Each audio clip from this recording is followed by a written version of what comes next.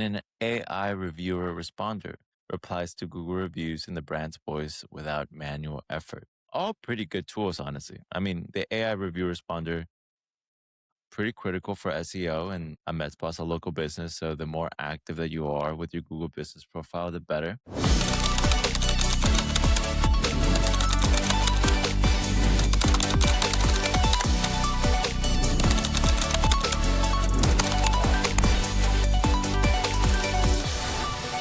All righty, Joe. All right, my man. Excited for another episode of After the Click. Welcome y'all for joining us here. We have a discussion that Josh and I kind of do, I feel like twice a week Yeah. with different AI tools and the right way to build with AI. And if you're a marketer out there or an aspiring marketer, or maybe you're just a business owner who loves tinkering with AI, the world of vibe coding and creating your own apps and seeing what's out there with AppSumo, and list goes on and on and on. What tools out there are beneficial for you? What are maybe some tools that are overwhelming? What are some better priced options? Where are there options to maybe just create your own by using what Claude Code and a lot of these other tools have as far as capabilities? We've both gone down like 40 different rabbit holes to the core of the earth. I feel like playing with different AI options and tinkering and making our own stuff. So, what's your take on this, Josh?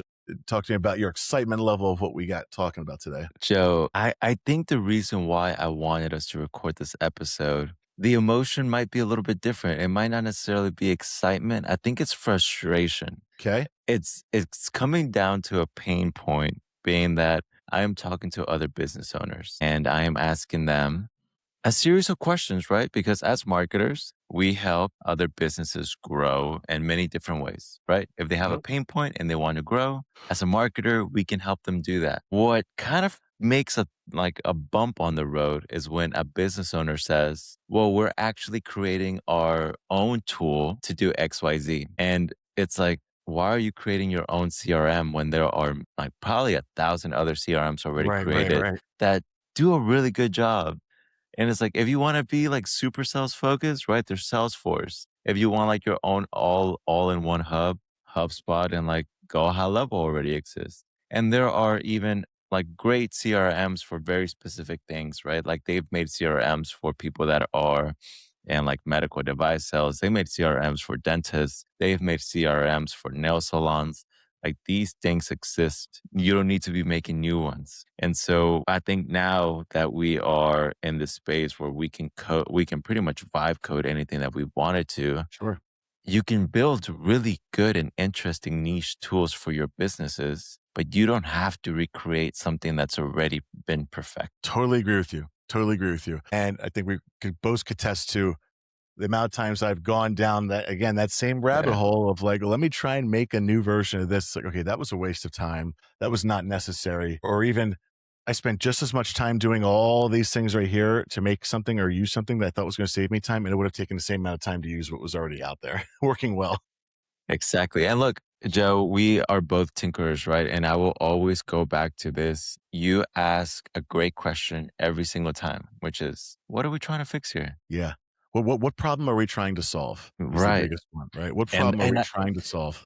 and I feel like business owners don't ask themselves that for some reason. I think they just get a little bit horny about the fact that they can create Uh-huh. anything and they're like, let's do it. Yeah. It's that dopamine hit. It's a And I dopamine get it. hit. I have my Claude dopamine hit. I just wanna just go in and just get after it, you But you know? know what, Joe? Before we dive right into this, I saw a really interesting tweet this weekend from a creator that I really like.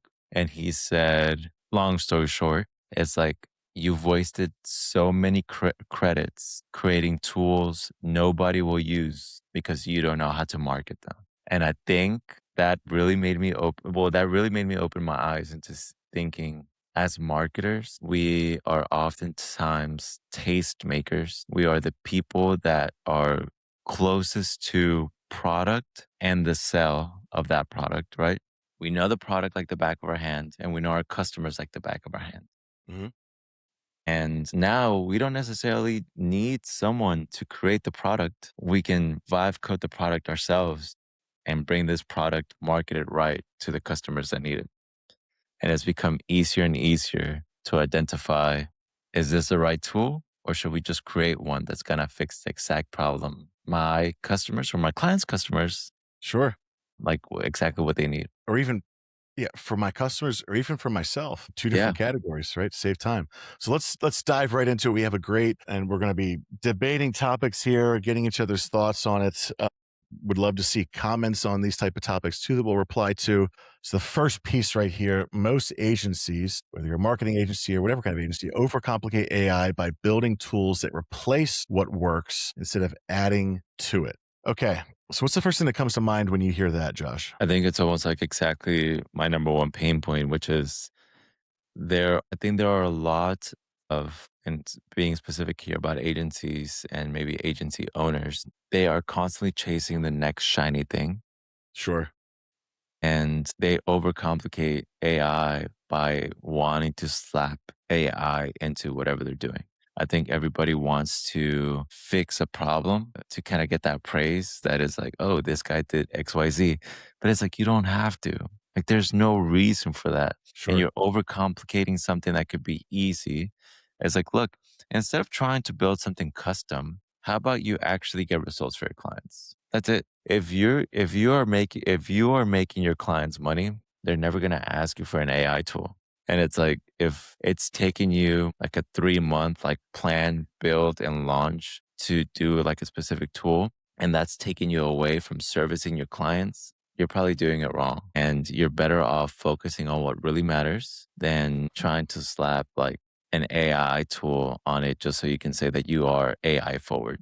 You don't need it. And that's the new wave that we see so much. It's AI, like those 2 letters right there are part of every new advancement. That's part of all these new algorithms. People, it's AI enhanced, AI this, AI that. Companies are just buying up like chief level roles of AI integration, like past the CTO to just, "Oh, we just need AI, anything like AI this, AI that, AI, whatever." I've seen so many SaaS companies like, we need to add all these extra features using this, this, and this.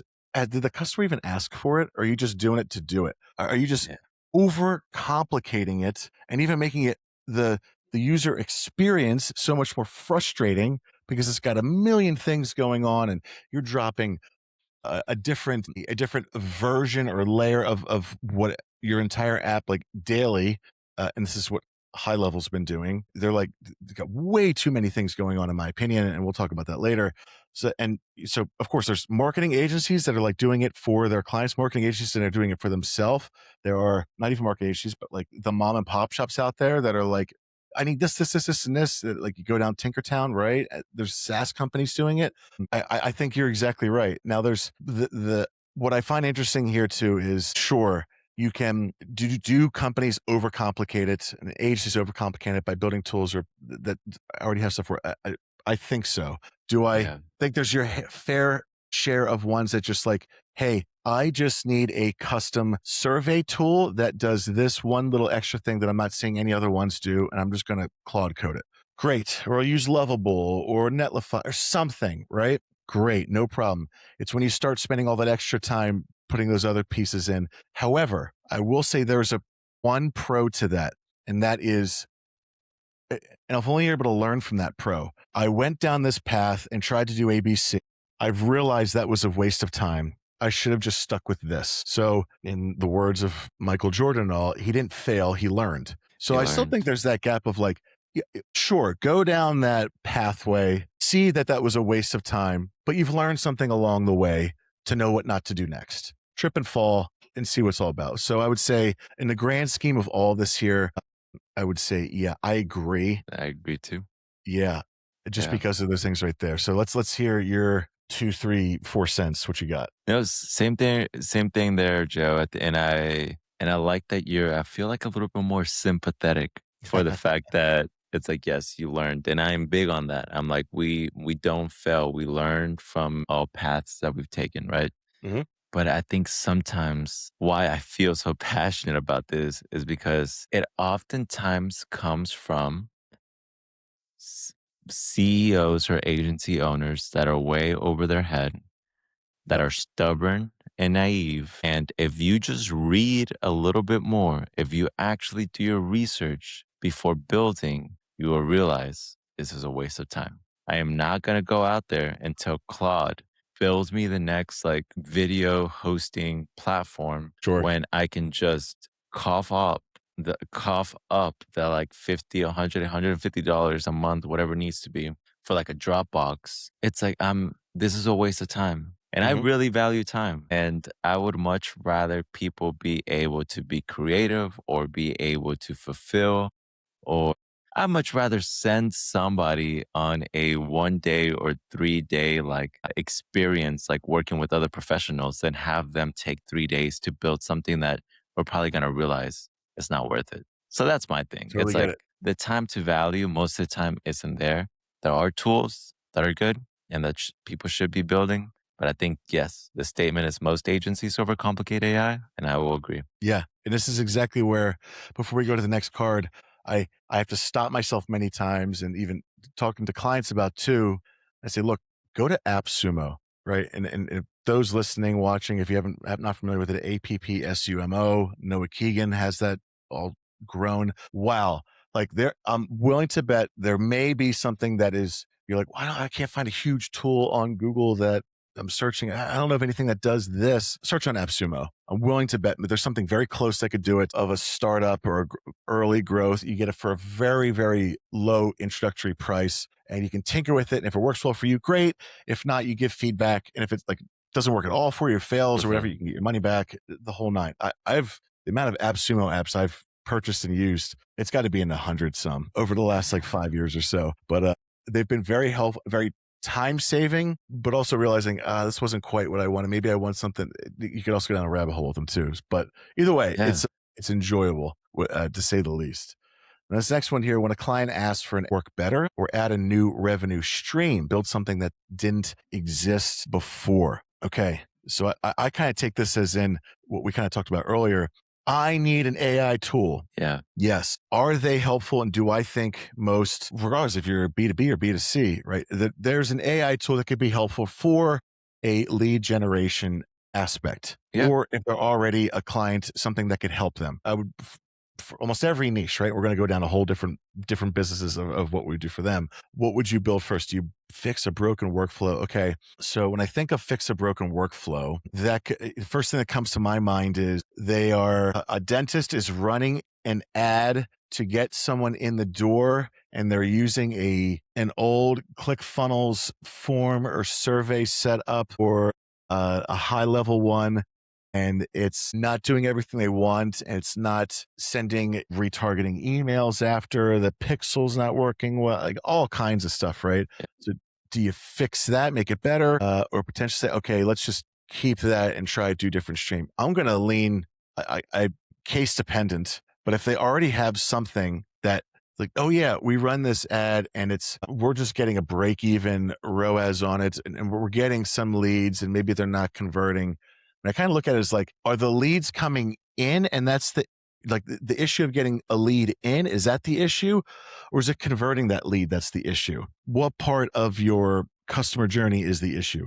But if you have something that's working and you can enhance it, I'm going to lean towards if it's working right now at a low percentage, imagine if it was optimized. Yeah. Just do it better. But of course, if they have nothing, like how are you generating leads? We have a Excel spreadsheet. Okay, now let's There's like yeah, let's let's let's work on let's that. fix this. And Joe, I think we are in the same mindset. And I was almost thinking about it a little bit different, where fixing a broken workflow, it doesn't always have to be like detrimental, right? It doesn't always have to be something crazy where it's like, and the worst case scenario, the one you were explaining, is like your pixel's broken, your forms are probably not firing, your email after it's like these things are just like, we'd walk in there into any business and be like, what the hell are you guys doing? And to lean a little bit closer into like how you finished off, it's like, well, things could be working. It could just be a little bit better.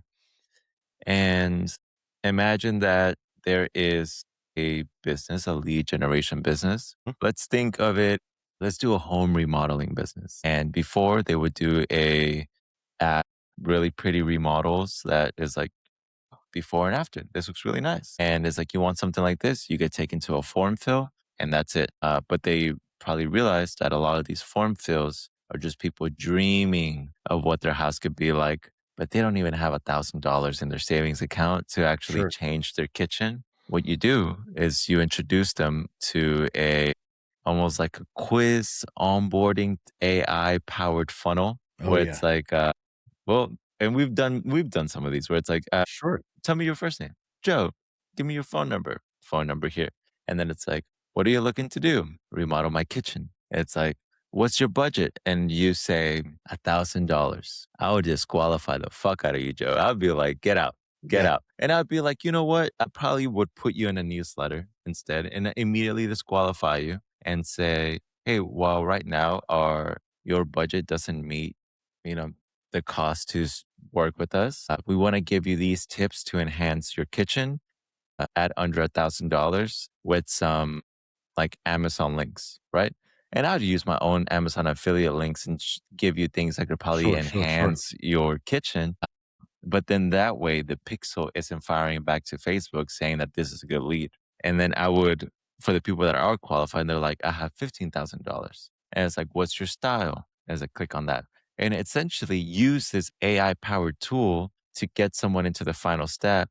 And then that gives us as marketers, J and J, like a home remodeling marketing agency where we help home remodelers get more clients. We can now give these leads to the home like remodeler and tell them this is exactly what they want. They took the AI powered onboarding. They've already committed to a $15,000 budget. So now you can go ahead and plan on it. And we've even added this other tool where they can take a picture of their kitchen and it's just like ChatGPT, like image two, like remasked. And it's like they can take a picture of their kitchen, see the picture come to life, and now you don't even have to design it. You almost eliminate a designer from your like workflow and you just need like Juan and Julio to go in there and actually do it. And it's like, yeah, that is a good AI tool.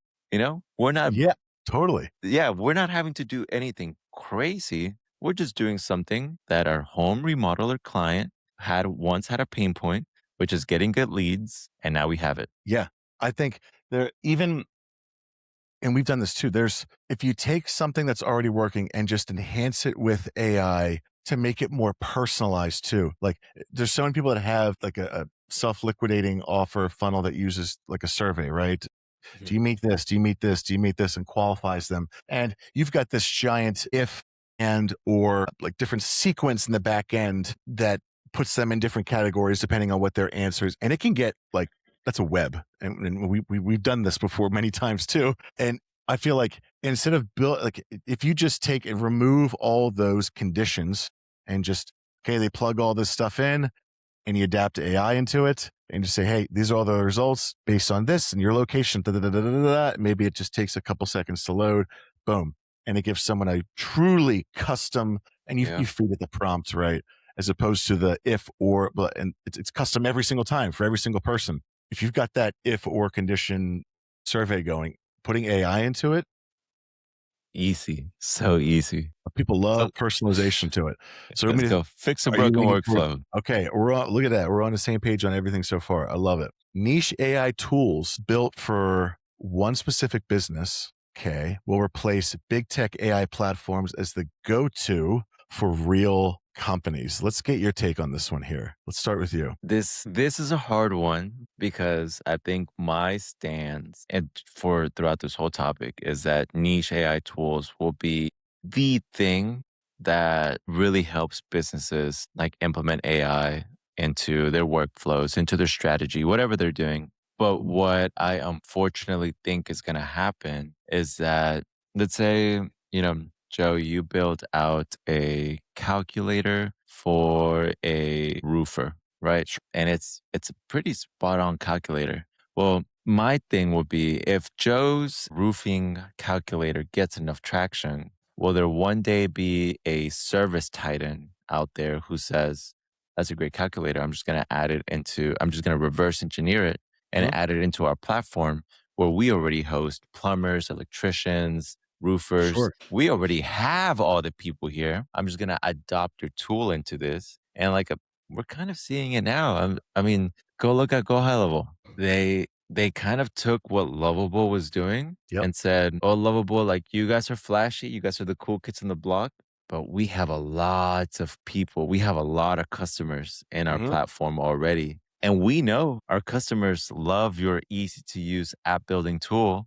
We're just gonna take that concept and bring it here and almost make it a one-to-one." And I think that's where a lot of this is heading. I mean, look at, what was it? I don't know if it was Claude or ChatGPT, where you can hook your banks up with forgetting the platform. Is it might have been Plaid or Synchronicity? I'm Okay. forgetting which one, but it's almost like a Plaid equivalent. You Sure. just connect your bank accounts, and there you go. You have your own ChatGPT budgeting app, I've done it.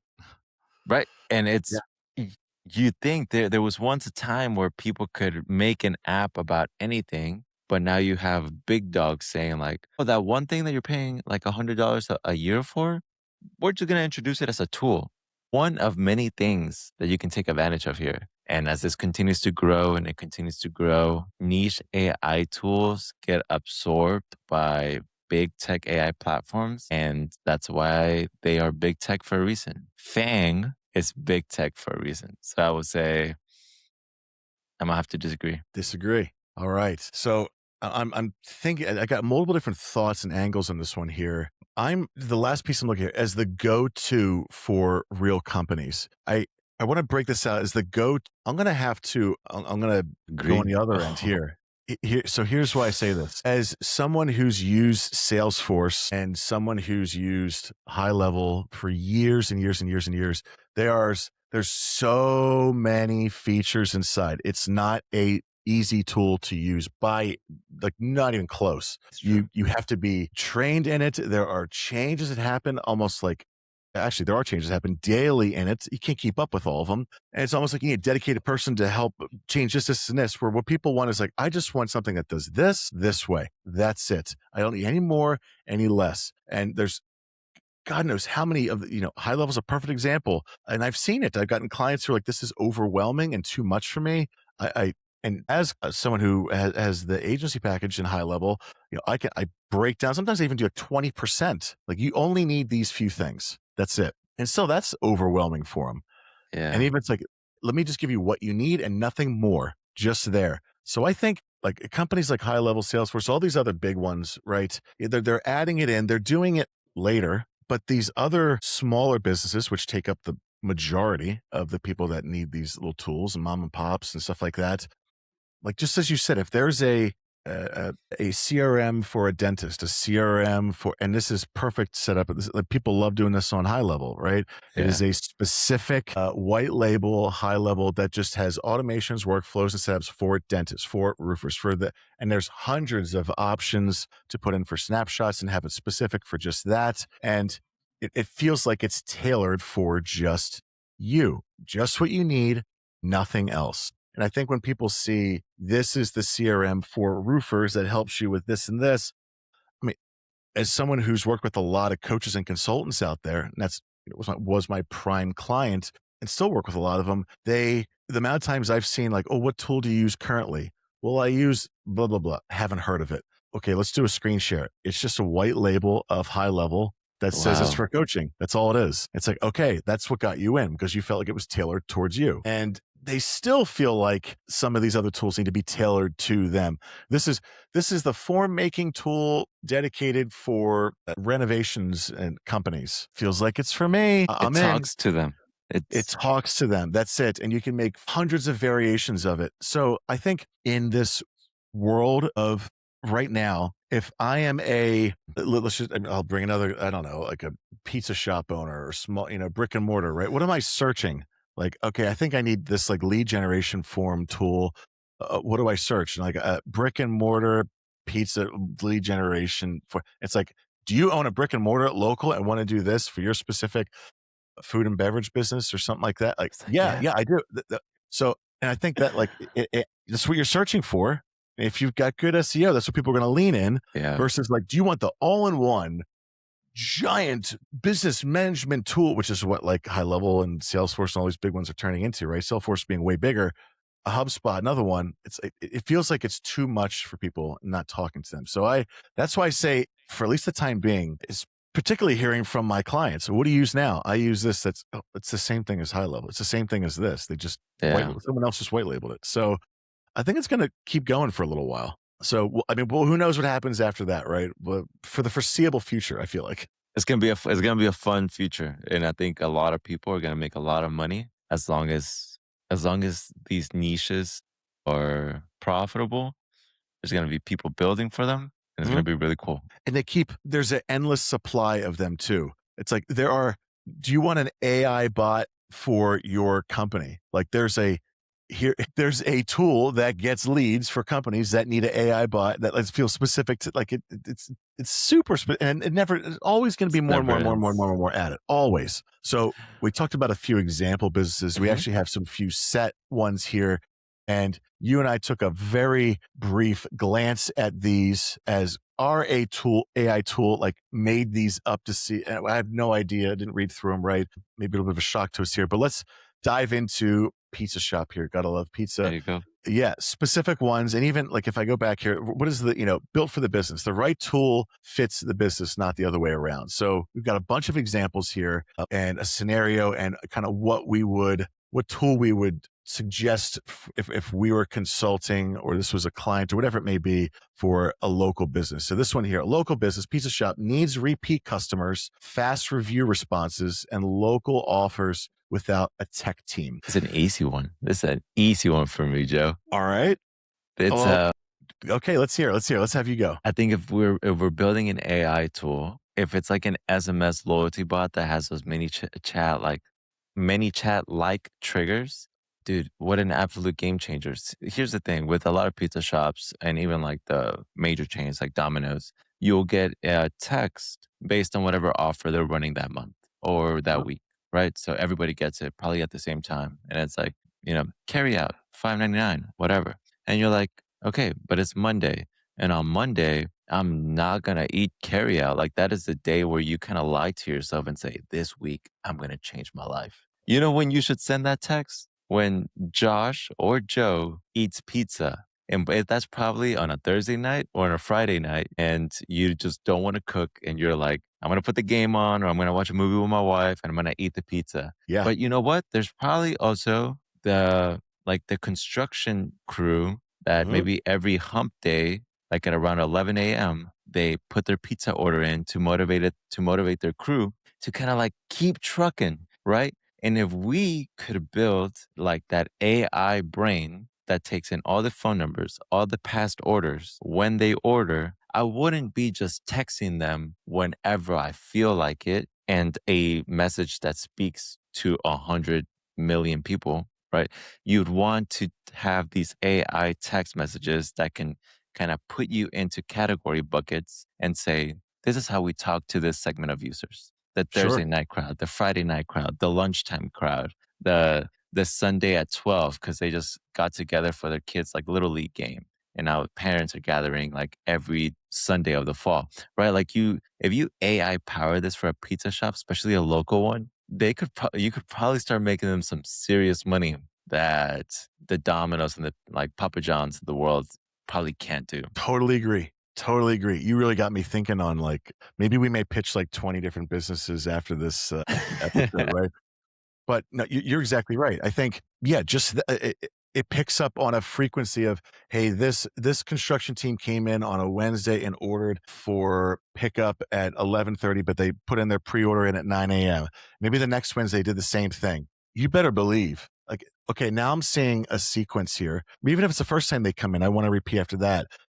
They get text message, something that aligns with them. If we're able to get a little bit more feedback on who's ordering right at the counter, or maybe I don't know if they have an app. I'm going off of what the request is here. I'm not trying to Hmm. outthink. I don't know if they have an app or anything yet, right? Maybe it's like a mom ordering for her kid's birthday party. Like if there's a way to somehow say like, hey, and what occasion are we making pizza for you for today? Like if there's like a quick, someone's able to type quickly, throw it in, right? Boom. And you use that with AI to be like, hey, it's Wednesday again, motivation for construction workers. Have another party coming up. We'd love to do this at 10% off, whatever. Yeah. The amount of times people are in the office, work, whatever. Hey, you hungry? Yeah. What do you want to eat? I'm not too. Ding. 10% off pizza today for you want to get the next list. Yo, you want to get this? Boom. Top of mind. You're Stop. in. Don't even think anymore. I'm down. Let's go. I would 100% agree with you. And who's doing this right now on apps? DoorDash, Yelp. Like Yelp's been doing it forever. Everywhere I show up somewhere new, it's like, or even DoorDash late night. I mean, they get me. Or like, it's, Yeah, yeah, 11 o'clock at night. Like, want that late night ice cream again? Like, I know you do. Like, shut up. yeah. How'd you It's know? like, shut up. Well, of It's course like it that. knows because that's what I've ordered before. And Um, those are big tech companies. They can they have the power to like yes, match your patterns. But Joe's Pizza Shop down the road that they don't even have an app. You could probably vibe code them an app with some type of loyalty bot on it. totally.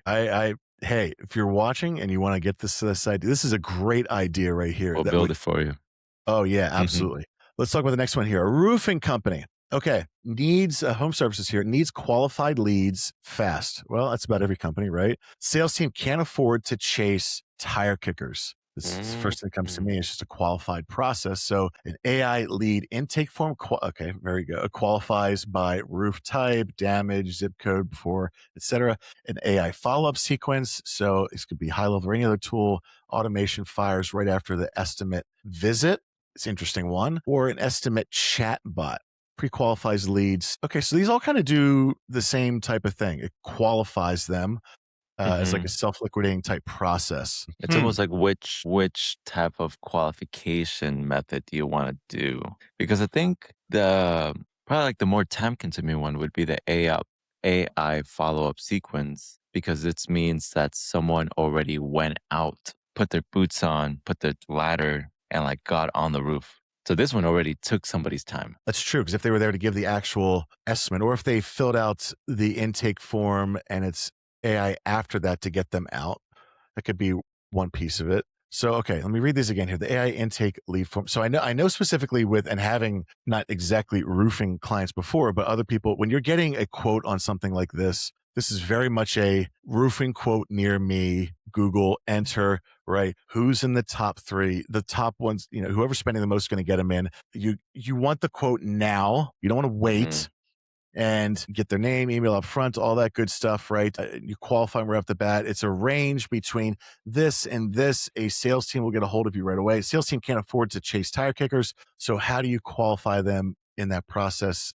So I'm reading what the key problem is right here. The sales team can't afford to chase tire kickers. So qualifies by roof type, damage level, and zip code before any call. That sounds like it's right up the alley. The But I think follow that up passes it, and the yeah, estimate chatbot.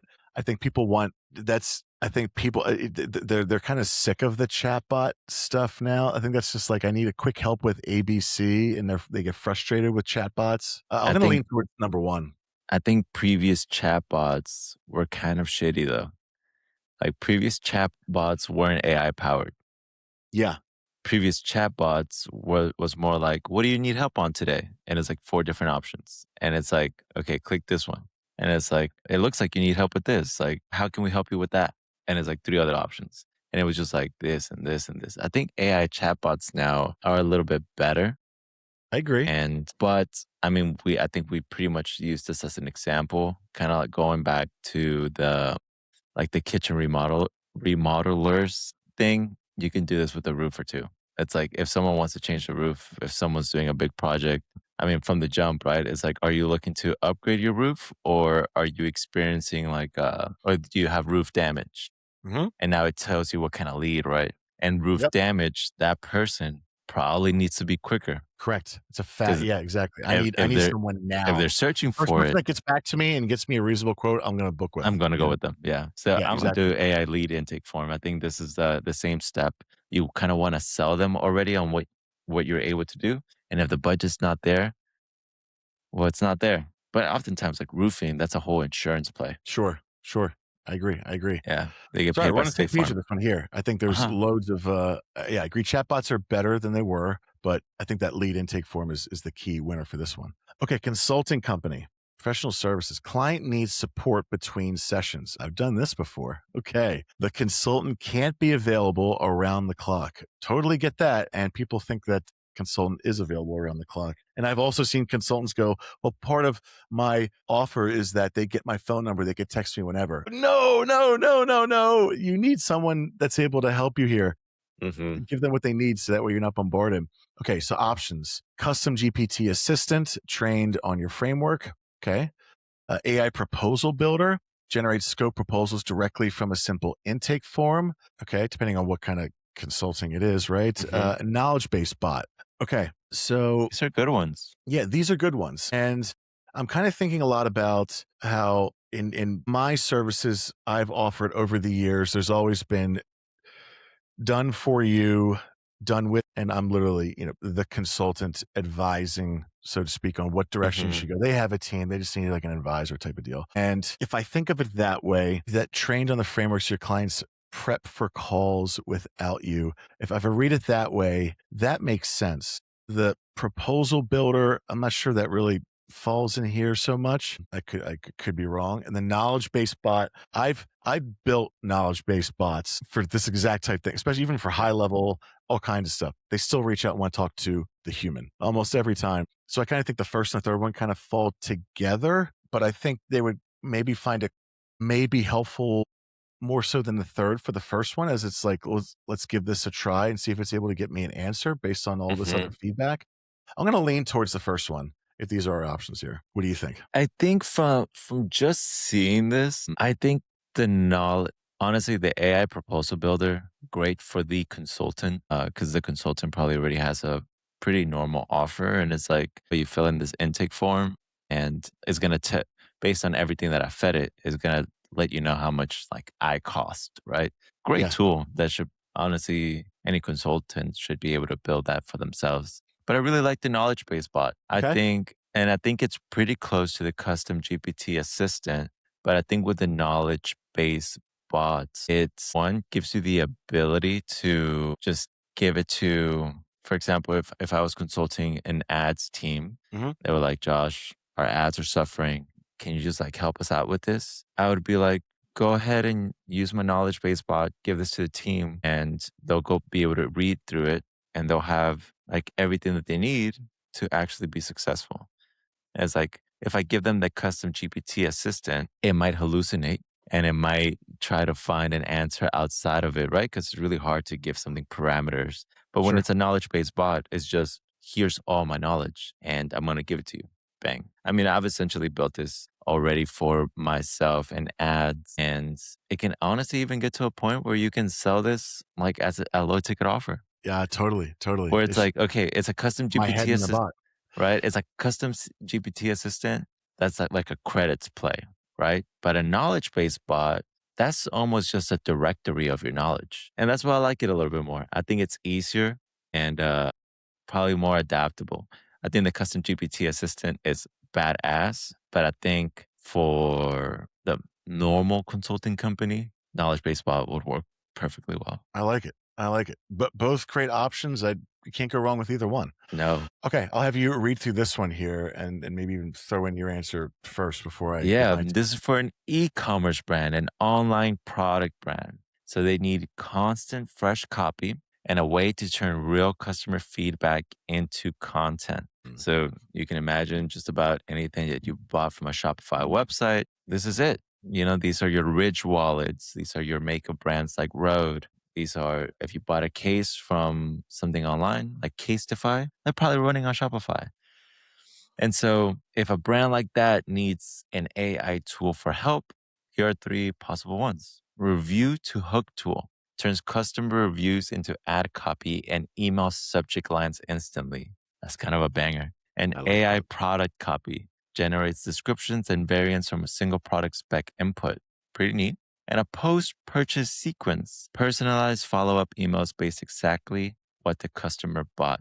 Okay, this goes back to a lot of what we were saying. If a tool is built, we don't need to build it. AI product copy, Shopify already does this pretty well. Yeah, You give it a little bit of information and it's going to give you exactly what you need and in a pretty good SEO way. Your post purchase sequence, leverage Klaviyo. Do not go out there and build something on your own. Klaviyo is already the number one platform to do this in. it's a Review big to one. hook tool I don't know an existing one out there. And this is honestly amazing for if you're running like a UGC campaign and you're oftentimes what happens when you're running a UGC campaign, you're telling UGC creators what to say. And it's like you would almost want them to create content as if they were an influencer, but a UGC creator just reads your copy. And an influencer is able to use the product and then give you a pretty authentic video. I think this allows you to close that gap and say, you're pretty much telling the UGC creator, say things that my customers are already saying, and it makes it feel very authentic. And the email subject lines, any copy that you write that's coming from your customers is going to hit a lot harder because you're not having to sell the product. It's like the people who are selling the product are people who have already gotten the results or have gotten the desire met. And the review to hook tool, anytime a review comes in and you can spin this into content, dude, that's a great idea. And I think there are e-commerce brands out there that don't even think about doing this yet. That if you were to sell this to them on like a $10 a month subscription, Sure. you're rich. Yeah. I agree with everything you just said. And that was the one I was thinking of as well, too. And as I look through the description under online product brand, what goes to my mind, too, is like, okay, what problem are we solving? Because I could go into this whole la la land of like cool AI tools for this whatever ecom company. But yeah, like they turn customer feedback into content. Totally. If you're already getting real customer feedback, you're getting your reviews in. Like, they're not saying they have an issue with getting feedback. They need to turn it into content. It could be fast shipping. It could be, who knows, a product delivered on this realm, worked real easy, setup was fast. Who knows what it is, right? All these things that if you're writing a review, it's because you had a great, no one gets like, has like a mediocre experience. And, I feel like writes a review. You're either writing a review because you had a great experience or because it was really bad. Or if you're writing a mediocre review, you got way too much time on your hand, in my opinion. Exactly. But yeah, if you get that, hey, how would you rate us out of 5? Whatever they say, okay, what is it about it that, yeah, for these things right here, boom, boom, boom, use that, spin it, bring it back, use that for you totally, or just use that for people like, this is what people are saying about us. And that could be an ad campaign as well, too.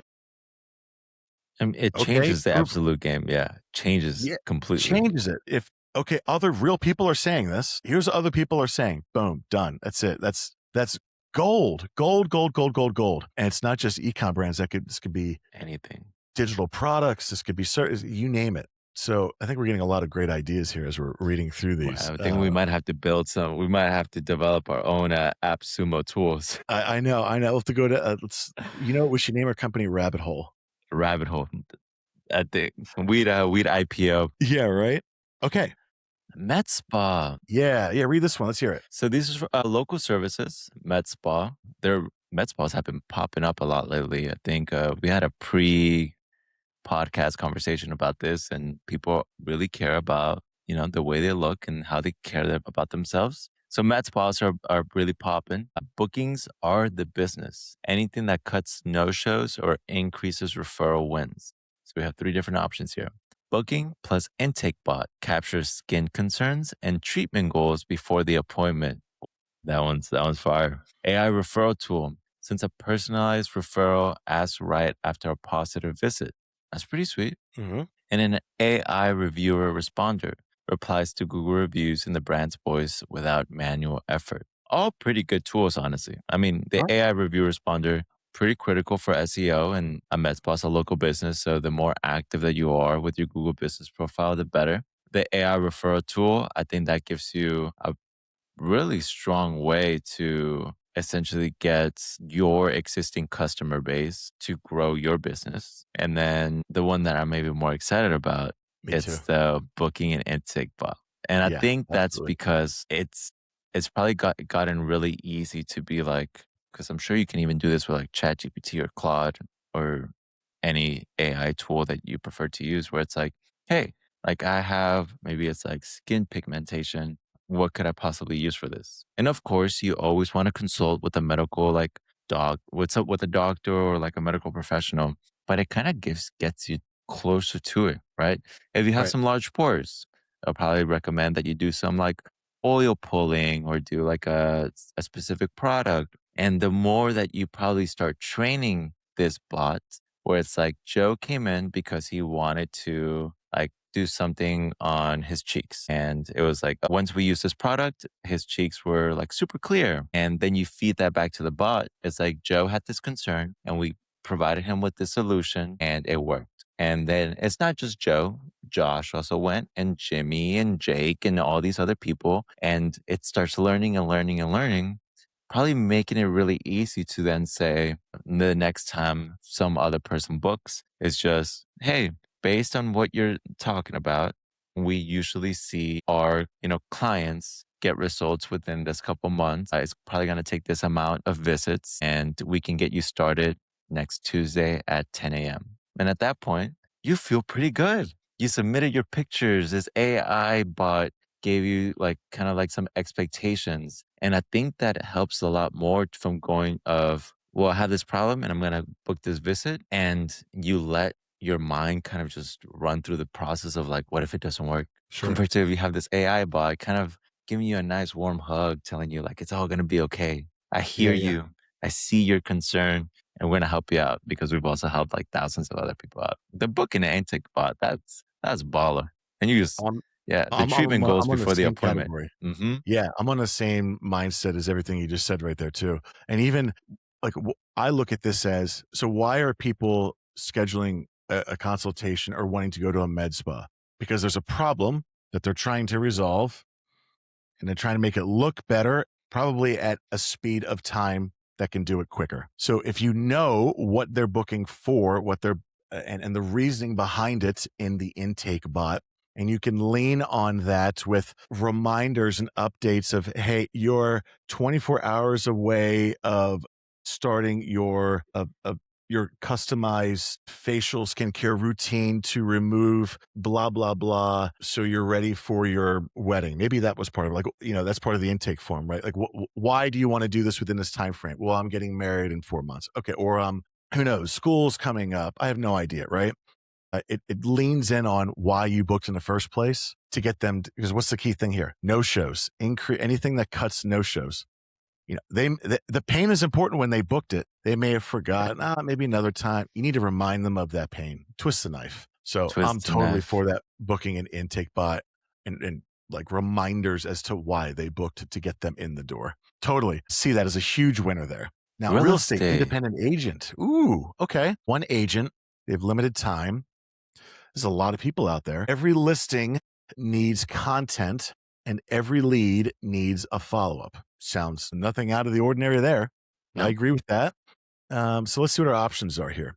A listing content tool. One property input creates the listing, captions, an email blast. Let me go back to read the problem here. Every listing needs content and every lead needs a follow up. Okay, that's their problem. Yeah. An AI lead qualifier, so scores leads by budget, timeline, and area before the call. Okay, also cool, but I don't know if that answers the key problem that they have here. Open house follow up.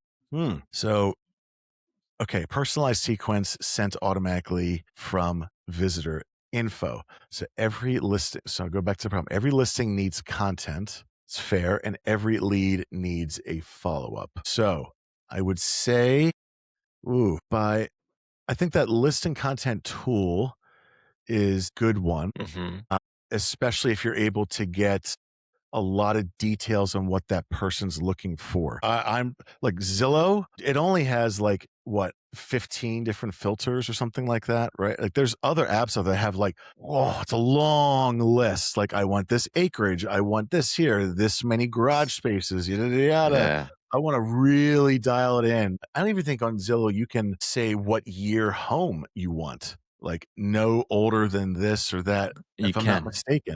You You can? can. Yeah. Okay, okay. But still, like, there's still and there's others I've used, or I stopped using Zillow to see what's out there. So, and I've also gotten updates from realtors saying, "Hey, here's new property listing here that may be of interest," but they're not good. Like, they're like, "Why would you send me this? This is trash." It doesn't match me. It doesn't match me. Yeah, Yeah. I'm not looking like what? No.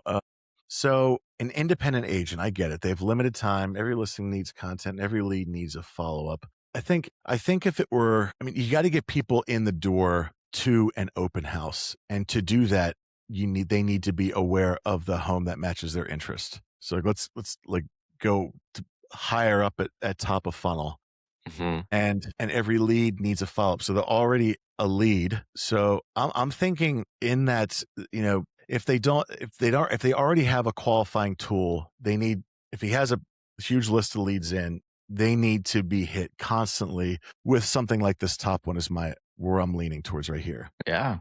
No, and it's a good one. I think it's one of the strongest it's one of the strongest one for, like, the one agent because I think it does a lot for that one agent, Sure. especially when they're independent and they have to probably sit down on a computer and like do a lot of this. I want to imagine in this scenario that this independent agent like has the ability to bring people in and what they really need is to essentially close the person that's already has already taken a foot in the door, and that's why I'm going with the open house follow up. Ah, I think if they're doing open houses, they can probably get bring people in the door, but I mean, I think Joe, you and I have probably done this. You go to an open house and you're like, "Well, I'm just looking." And maybe many times. there's even homes where it's like, "This is way outside of my budget." Many times. I just want to have that feeling of like, "What if?" But there's a reason we do that because we dream about the possibilities of like how close can we actually get here. And I think an AI powered personalized sequence can get you from going like, Joe, what did you like about this house? And it was probably like the double stairway, right? That was going We up. talked about that. Yeah, Yeah. Cinderella staircase. And it's like, well, look, you toured a mansion, but I have this beautiful home in the suburbs of Dallas that has a staircase. It's just not a mansion. Sure, Would you be open to seeing it? And right? And it's like based on the conversation that we had, maybe like this independent agent has like a little AI conversation tracker. And it's like, I remember that Joe said this. I'm going to go ahead, give it all the information of all the things that Joe and his wife said that they loved. And now I'm going to have it essentially scrape homes that match some of the things that they like. And instead of this $10 million, I'm going to sell him on the $2 million home that is within his budget. And I think that could possibly get people from being dreamers to being mhm, home purchasers. So mm. that's my optimistic AI tool that could I think be pretty cool if done right. Yeah, as you talk about this, I think like so for this to work well, if the agent's talking to the lead that's in the home, they have to take notes on everything that they're talking about to know what their needs and wants are, right? Mhm. Imagine if there was a I mean, in Texas, there's a single party consent state, right? So you could imagine if you're able to record the entire conversation, use an AI summary of that conversation to put their information inside your CRM that does a follow up, that blah, blah, blah, that does all this automatically. That would be cool. That would be cool. And I think with this game, it's more of a I think the listing content tool is great when you're playing like huge numbers. Like Sure. this is to bring like the masses in.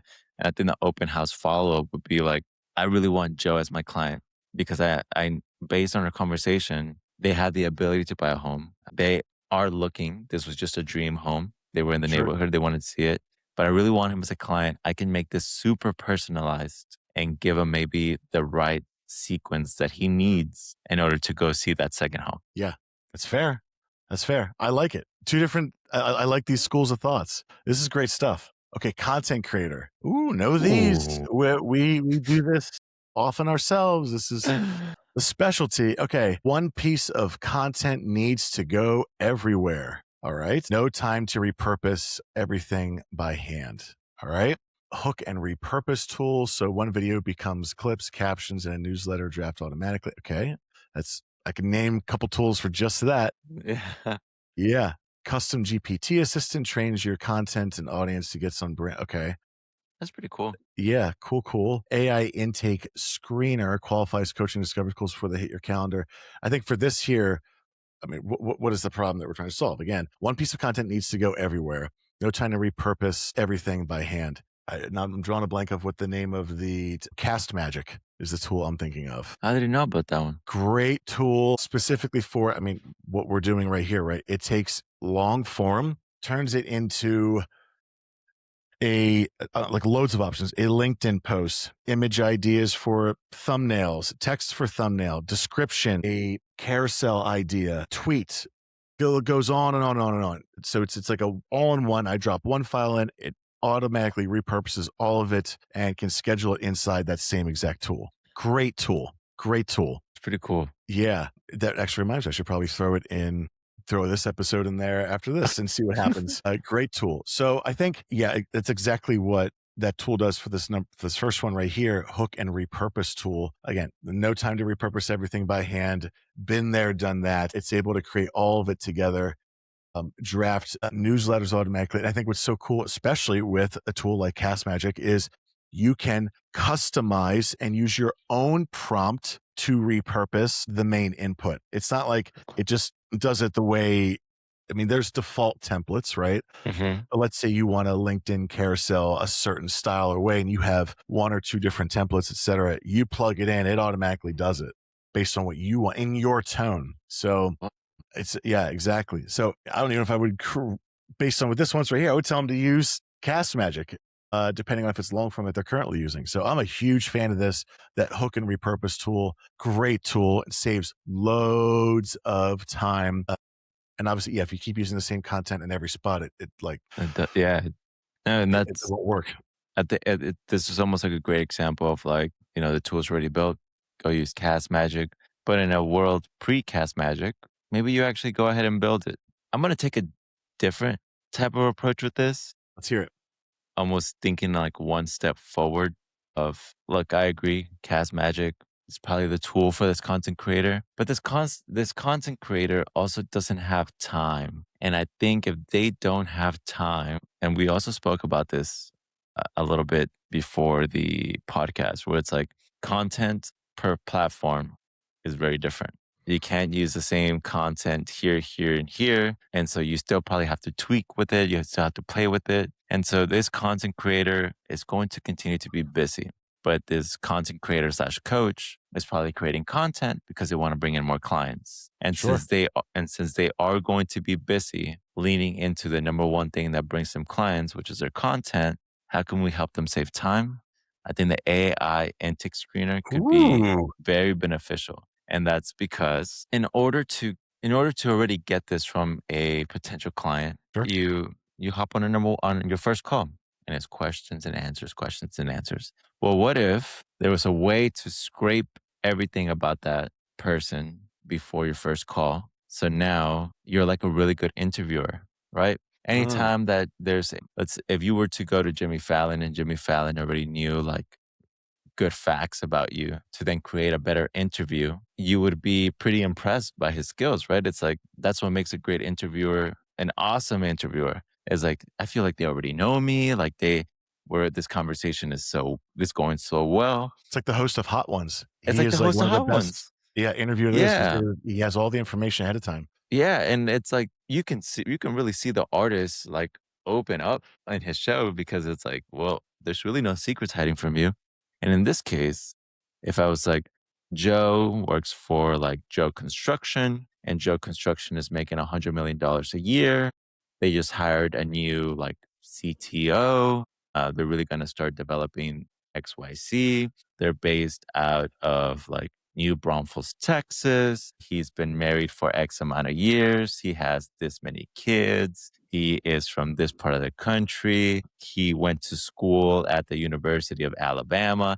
And I start getting all these different things about you. And I'm like, I think I can almost play the exact character you want me to be. And I'm going to go ahead and be a good old boy for this conversation. You know what? I'm going to take off this baseball cap and I'm going to put in like a good old, like, I'm going to put in like the 47 cap, right? It's like, he'll probably enjoy that. And it's like you can really become the person you need to become for your potential client, I agree with that. Okay. especially for someone that is already so busy. That's fair. That's fair. So yeah, so two different minds of thought here, but both work. Both are of certain value for sure. And yeah, whatever hits the goal that they're looking for specifically, I guess you lean into it more. So that could be very well both of these. So okay, cool. That was all of those.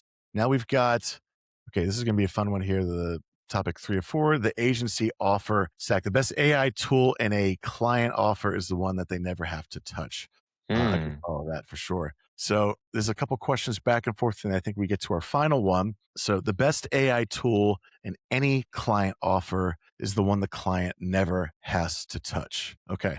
So let's think about this. How much time do clients have? Again, they're if you're a marketing agency and your client needs whatever tool they how often they got their own clients, right? They got their own service. They got everything else they're doing to keep their business afloat. I think it never has to touch. That's the ultimate win. How realistic it is. I'm thinking of like reality here, right? Mhm.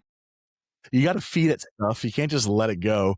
Although, I mean, to answer this question, is the one the client never? I mean, yeah, that'd be great. I would totally agree with that. Is that a reality behind it? But I guess the least amount of times you need to touch it, I think is what makes sense for me. So I would totally agree with this. The If it's able to do what you want without any heavy modification over and over and over again, and maybe the marketer is feeding the knowledge base, right, of it all from feedback that's coming in, then the client's not actually touching it, then yeah, that makes sense to me. Are you thinking something different? What are you thinking? There's a part of me there's a part of me that thinks a little bit different.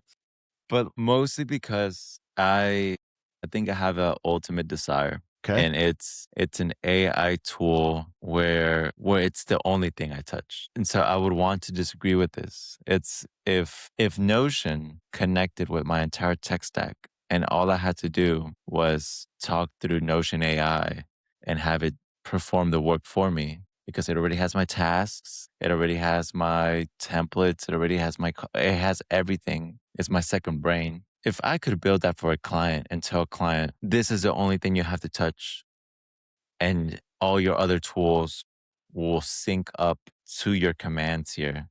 I think that would be the best AI tool where it's the number one tool. It's a command center and it That makes sense. gets everything else working. For And then sure. for that reason, I would disagree. I Okay. would I would almost want to build the tool that the client depends on, or it's Mm, like they use it every day. They're in there, they're playing with it. And you know how much easier it would be to have some to tell somebody like, yeah, like I used to be it's almost like a marketing thing where that companies started using, right? It's like I used to jump between this tool and this tool and this tool, and now I just use this. Like that was a really big thing where like I guess like the Asanas and the ClickUps of the world like started coming up. But now I do think like and a ClickUp could one day do that, a Notion, an Asana, or a Airtable, where it's like, this is all nothing but like webhooks, AI, and connections, like MCP connections that have this working. I sure. think that would be the best AI tool. Okay. You make good points here. I think I follow that. I follow that. That let's see if we can get some people to I'm curious what other comments or other feedback we get from people that post below on what their thought is on this one specifically, and maybe the experience that they've had on it. I think we'll have to clip this and turn it into a reel. Let's do it. Let's do it. And we'll use one of these tools to do it. Yes. Okay. The tool tier list. Okay. This is, I believe, the last one we have here. Hmm. 13 tools ranked how useful, confusing, or worth it they are for real businesses. Lots of them here. Lots of them here. And we don't have to drag on and on and on. Pros and cons of many of them. One of them, a few of them we brought up already. Let's start from the very top of Go High Level / High Level. Loads of pros. I can list a lot of cons as well too. Yeah. And as someone who has, I don't even know how many years ago it was, maybe 5 years ago or so, when High Level was just like in a really big growth rate against ClickFunnels and other tools similar, like System.io. I forget what the other one was. Began with a K. It's going to drive me nuts. But I think they've added so much to it where it can get confusing. I think it is a great tool. It has loads of features that are an all-in-one. And I'm going to go back here because I want to read exactly what the question was. This is how useful, confusing, or worth it they are for real businesses. Hmm. Useful, worth it, yes. Can take a lot of time in training to keep updating in certain area. I mean, it is you. I don't unless you are heavily trained in High Level and have a lot of time to mess with it. You're going to need to hire a high level specific person, You will. totally specific person for your company. So, although I think it's fantastic and has loads of features that can do a lot of things, is it on that S tier? I think it's got too much going on. It's turning into, uh, I get it. They're getting so many investments and want to take direction in so many different areas. It's not an S tier.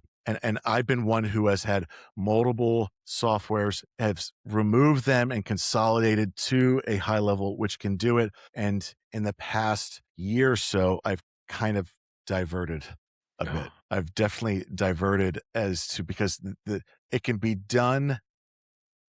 A lot of the tools in high level can be done better, easier, quicker, faster, with better use or implementation than in high level because of what AI can do, the integration with it. And I know they're trying to Yeah. catch up. So for that, it's not an S. I would still give it an A, but I'm happy to move it somewhere else if you got a different point. I think I was going to put it in a B tier. Okay. While I personally see it for my own personal use as an S Mhm. tier, because like you mentioned, it has just about everything in there. You can really make it as easy as possible for yourself. But once you start thinking about not just ourselves and real businesses, it might be one of the most confusing platforms ever. And the saying, Joe's saying, there's many ways to skin a cat, Sure. became real through Go High Level.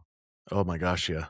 And so I am okay with keeping it at A tier because I think it's I would say S tier, but for the majority of people, B tier. It's one of those platforms where it's like, if you adopt it and you really start implementing it, the Mhm. learning curve, like, is pretty steep. Sure. Very steep. Unless you have someone right there, right next to you, telling you exactly what to do. Even with YouTube videos, even if you buy a course, you're going to find yourself like seeing updates every week and workflows change, and it's a lot. It's a It's a lot. lot of maintenance. A It's a lot of lot. maintenance.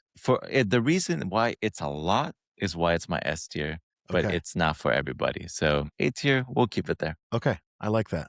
Now the next one here instantly, I think I've talked to you about this before too. It's an cold email outreach Hmm. and lead generation tool and has some great step-by-step feedback. Or, I'm sorry, not feedback, but I guess analytics are really good in it, I'd say. And the structure of split testing and warming up email for a lot of outreach that don't have the unsubscribe component to it. I think it does a great job. I think the downside is it adds up quickly. And just like that's one of those tools where it does two things. It finds leads, sends emails to leads. Which is it Yes. better at? Well, they can both add up in price. And I think the downside with something like this, which I mean, downside to a lot of people, upside to the company of people who stick around. There's lots of credits to keep everything going, to keep your email warmed up, to send however many emails you want each month, to add a new email and warm that one up, to scrape this many leads.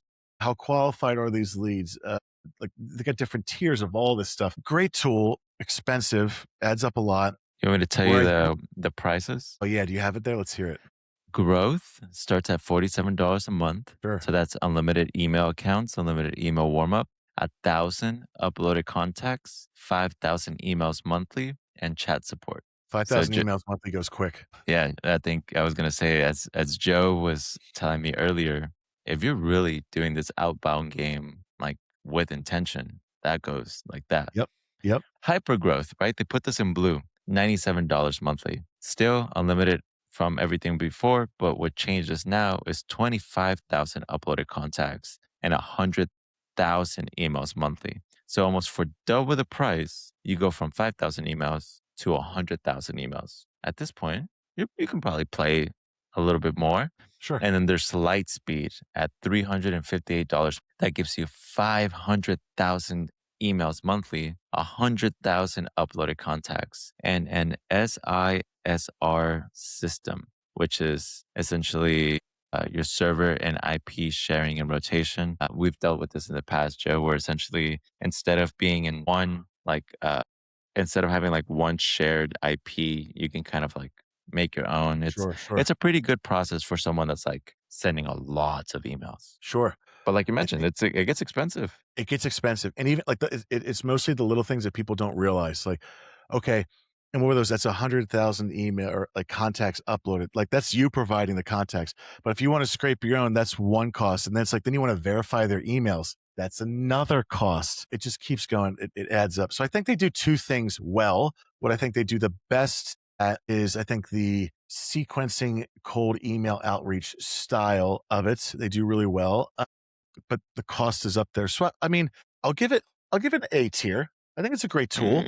It does, if I would wanna use anything other, I mean, if you got, again, the cold outreach game at volume is a pricey one, and it totally adds up. I think Instantly does, if I need to do cold outreach, it does everything I need to do in cold outreach tool well, without needing a bunch of others. But then I get into Apollo, and that's a little bit different story. That's just meant for, it has a bunch of features, but that's a great contact, like, it just creates a full list of, like, super hyper filtered of what I need. And we're talking about Instantly before. Now, have you used Instantly and tinkered with it at all or no? No, so Instantly for me has just been one of those platforms where it's like I've heard a lot about it, but I've never put it into practice. In my opinion, like I see the value of this. I think like the Instantly and the Apollos of the world. So I'm gonna have to take your word for it. But it's almost like a if you want to play hard, you're gonna have to pay like equally as much. Now, something that I will have to say about Instantly though in regards to some of these things of how we're ranking these. As soon as you get into Instantly,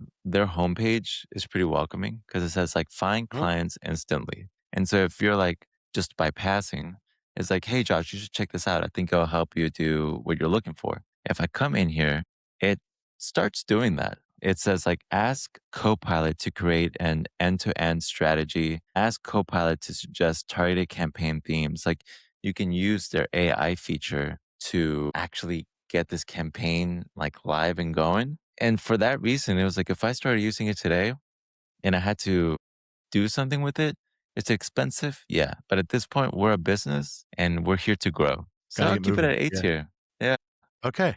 I like it. And Apollo, again, a great lead scraping tool, if you will, for contacts. I think it's reliable, and a reason why Zoom info on here isn't on here. I mean, that's the biggest one. It's extremely expensive, and for like a tenth the cost, you can get Apollo. And I Mm. think it does a great job.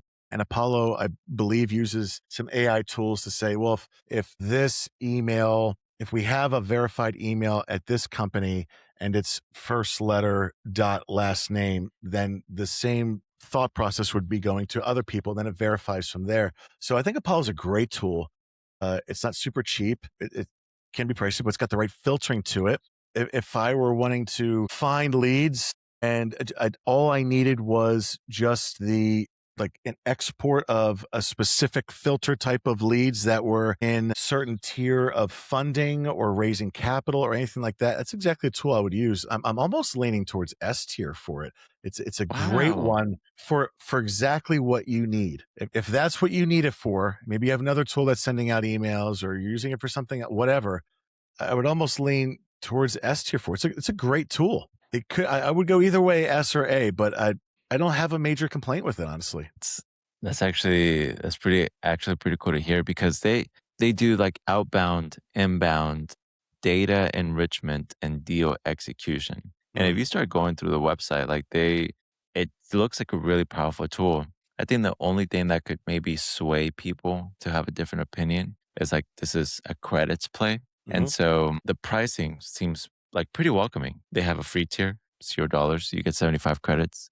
They have a basic tier at $65. You get started with 2,500 credits. You have your professional tier, which they label as the most popular, at $99 a month with 4,000 credits. And then an organization tier at $149 for 6,000 credits. So if I look at these compared to what we were seeing at Instantly, I'm like, oh, this feels like I get a lot, but the credits thing for some people is just like not there. Like they just kind of want to know exactly what it is and that's it. And here it's kind of open to interpretation.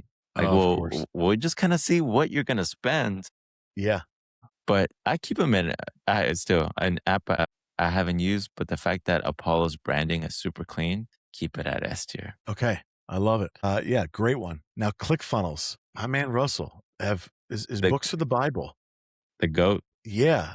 And I get they've got some revamped branding as of, I think, like a year or 2 years ago or something like that. I think HighLevel and a few of these other tools, especially like Perspective and a few of these, like, have just, like, wiped him out. He hasn't adapted to, in my opinion. Now, he very well could be bringing in millions a day. I have no idea, right? Um, and great for him, but I think people, like, it's not the talk anymore, and a lot of my clients who I don't have any clients who are like, "Yeah, I'm still an active ClickFunnels user." No. Everyone has either tried it before, moved away, has been on it, and other softwares have done it better. So, although I haven't been in there in, boy, I can't even tell you how many years. At least 3 was the last Yeah. time I was in. And I'm not getting hit with any marketing on them. So, I mean, I almost wanna put them down as, like, C tier. They've fallen behind. Ooh, C tier. Let me give you the prices just so you know what's Let's up. hear it. Yeah, yeah, see if it's worth it. With the launch plan, it's at, and I'm doing all of these based on monthly plans because I think most people look at monthly before they even commit to annual. Their launch plan is $97 a month, That's the same as s- high level. same as high level. Their scale plan is $197 a month, same as high level. Mhm. And optimize is $297 a month. 'Kay.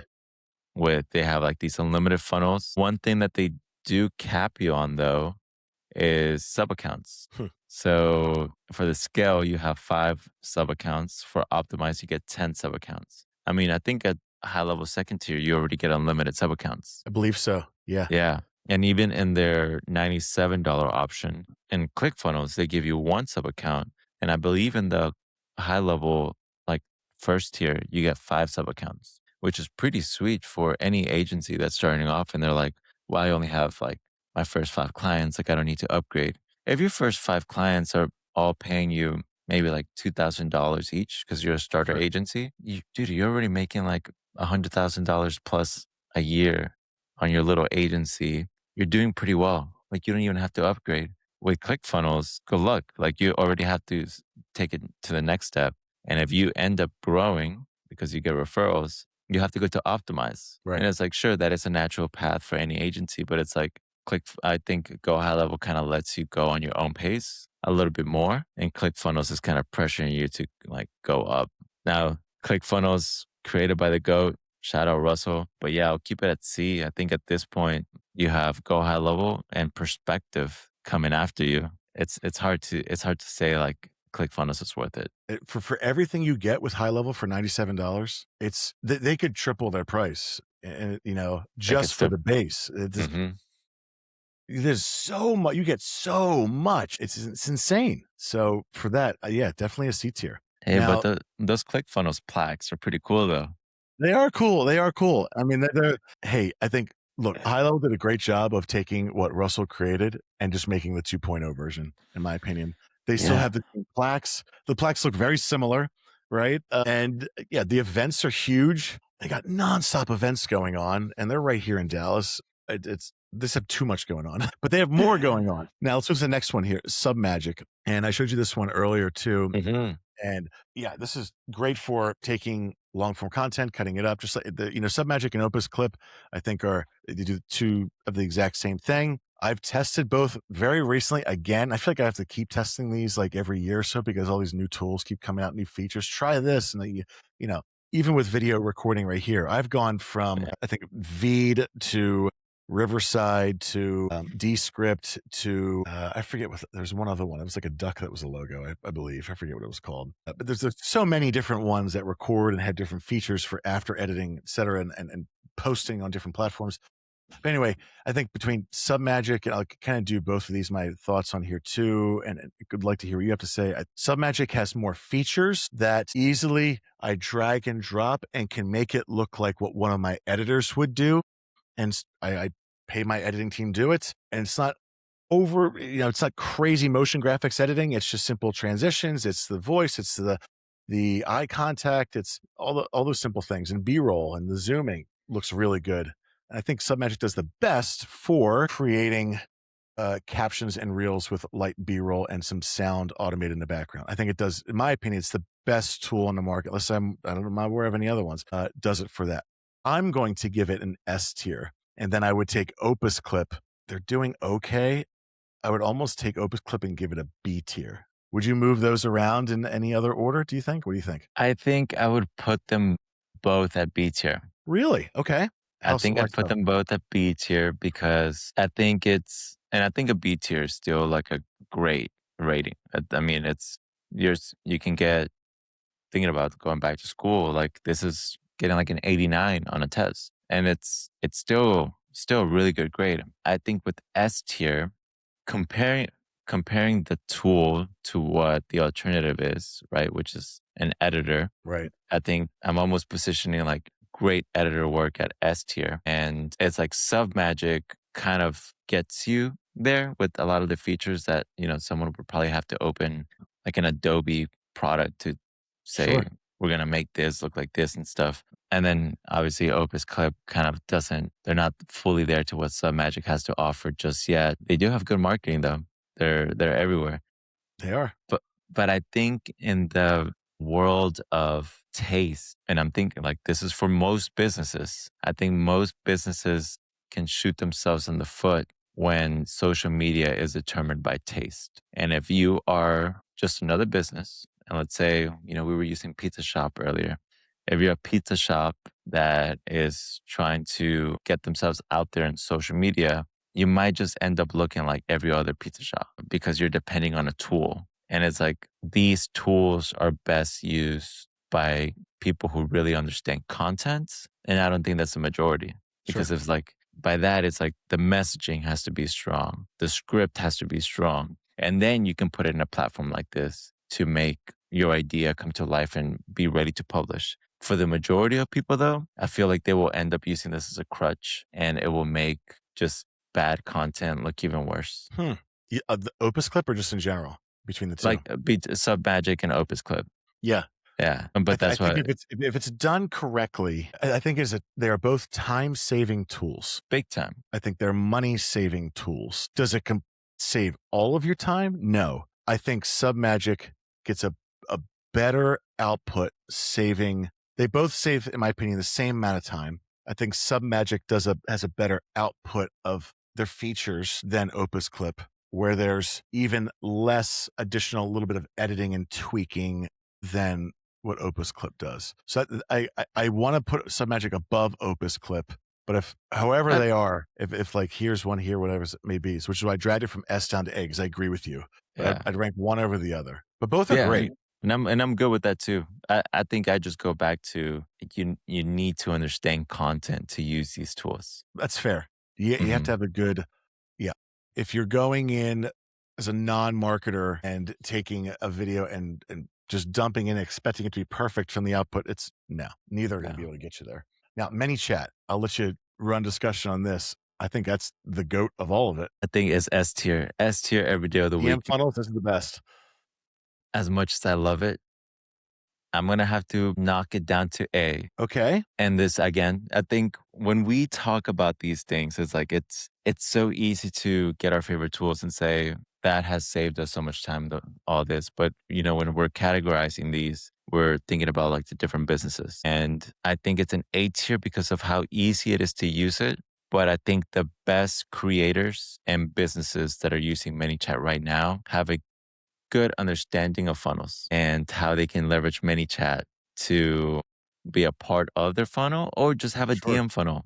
But I still want to keep it's almost like this isn't a graded at 100, it's graded at 98 because I Yeah, yeah. think anybody can watch like a good amount of YouTube videos and understand like what their audience and their niche needs in order to get there. Also putting it at an A because even though it is an official Meta partner, Meta has started to crack down on automations. So if you don't have a strong, warmed up social account, you might get dinged and get your account locked. And that means that for any business that's starting off, they might want to do ManyChat before because they're going to leverage content before they start leveraging ads. If the platform realizes that these automations are being fired, you might be prohibited from running ads. And in order to get out of ad jail, it's a lot of work and a lot of Sure. phone calls with people overseas. And it can get very frustrating. That makes sense. That makes sense. And I going back to high level,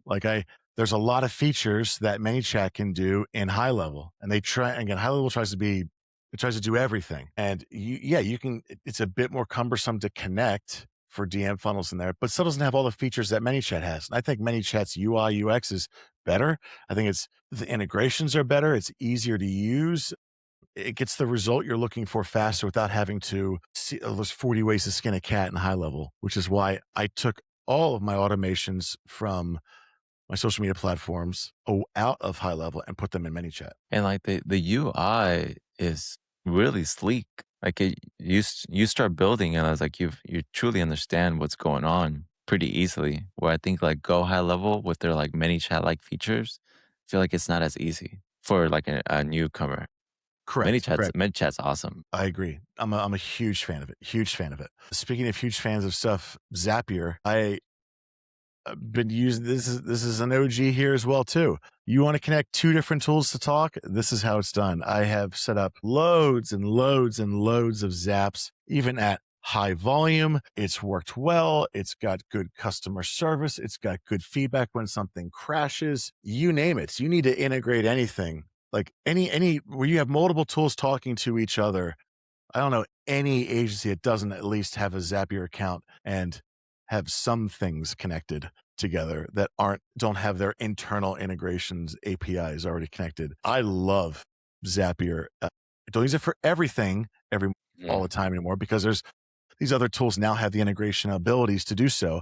But if you don't have it, instead of custom doing webhooks and this other stuff, and we've done that. I've done that in high Yeah, level before too. Zapier is a great solution. it might be when you think about like solutions out there that it's like, what an invention. Like Yeah, someone thought of this, someone created it because it's always been a real problem, right? You have one program here, one app, and you're like, there's no way for them to talk to each other. So you're either like writing things down or you're putting it all in an Excel sheet, you're extracting information, you have like a maybe like someone in your team evaluating all these different data. It was a world where pre-Zapier, like life was genuinely harder. And I know that sounds that sounds funny to say, but like you're a right. pre-Zapier world, I feel like my mind has almost like erased that. It's almost like trauma, right? That I'm like, I don't even want to think about it again. And Zapier now has it's essentially the jailbreak to your tech stack Totally. because now everything works. It's an S tier. And is it easy to start using? It takes a little bit of a learning curve, but I think once you start, you kind of never have to stop. Yeah. If I was creating a software that I knew needed to be integrated, would be nice to be integrated with loads of other tools out there, and I could only pick one, like, it would definitely be this because this is the gateway to everything, right? Yes, additional piece, but, if you go on Zapier site, like, we work with all these and you can select it, like, I would wanna make sure I connect to Zapier, like, Of that'd be the course. first thing I do before anything else, right? That's the key component. Yes. Now, again, It's I know Zapier can get like a little expensive yeah, let's hear it. when you're going through this. So I did want to kind of, we did this for some of the other tools. So since it's an S tier, and if everyone's watching and they're like, this is what's now I want Zapier, I think it'd be fair of us to give the pricing away. So here we go. So the way that Zapier works is based on the tasks that you need. And so depending on how many tasks or how big your agency or how big your corporation is, you might have several tasks in hand. Let's just say that you need 10,000 tasks per month.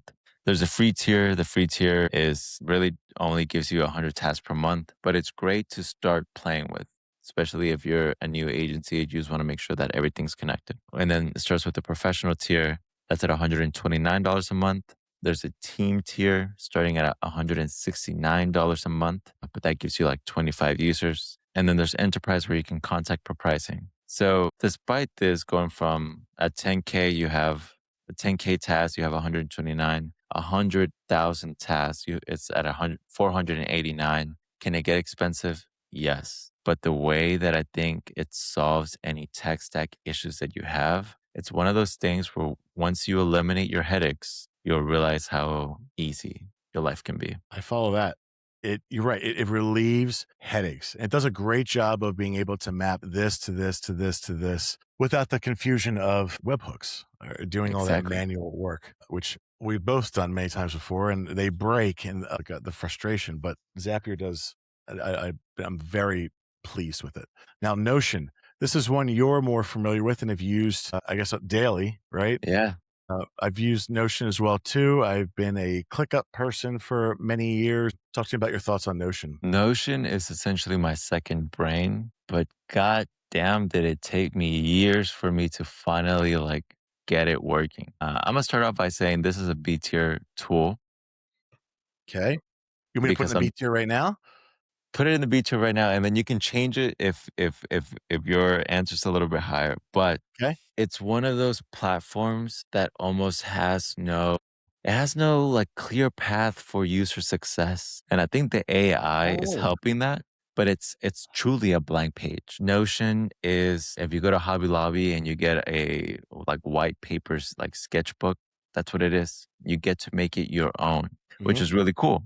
It's like you can find so many different templates. You can buy templates from other creators. You can buy templates to create your own budget here, to create your calendar, to create your to run your agency, to run your business. Honestly, it's the go high level of tasks. It's an overwhelming amount, and I think it's a case by case scenario, but I think it's the Airtables, the Asanas and the ClickUps of the world can maybe be a better fit for other businesses. It can almost be an A or S tier for other businesses. What I like about Notion though is that for me, it kind of runs my life. And I kind of have sure. this love and hate relationship with it where it's like, if I open Notion right now and showed it to like a younger version of myself, one, I'd be very proud that I managed to stick along with it. Two, I'd also be like, damn, like you spend a lot of time like actually Sure. putting into it.